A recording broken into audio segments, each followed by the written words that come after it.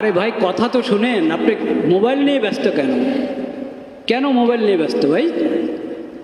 এক একজন এক একভাবে মোবাইল নিয়ে ব্যস্ত থাকে। এটা ইনসাফ? আপনি বলেন। আমি এসেছি মসজিদে ইবাদতের জন্য, দ্বীনের কথা শোনার জন্য। এখন আমি যদি মোবাইল নিয়ে ব্যস্ত হয়ে যাই, এটা কি ইনসাফ হলো? ইনসাফ হলো না। আপনি চিন্তা করে দেখেন যে আল্লাহর এক একটা নির্দেশের মধ্যে কত, মানে ওটার পরিধি কত বড়। ইনসাফ একটা কথা শুধু, আল্লাহ তোমাদেরকে ইনসাফের নির্দেশ দিচ্ছেন। ইনসাফের উপরে থাকো, অবিচার করবে না।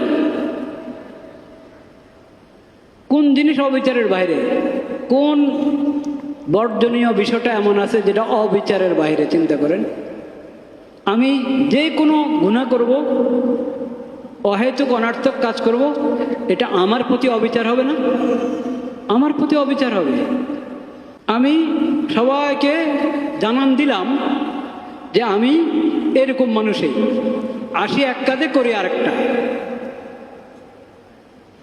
আসি এক কাজে করি আরেকটা, কোনো কাজের প্রতি আমার আন্তরিকতা নাই। এই যে আমি আমার ব্যাপারে মানুষকে বার্তাটা দিলাম, দেখি আমার প্রতি আমি সুবিচার করলাম না অবিচার করলাম? অবিচার করলাম। এটা ইনসাফ হলো না?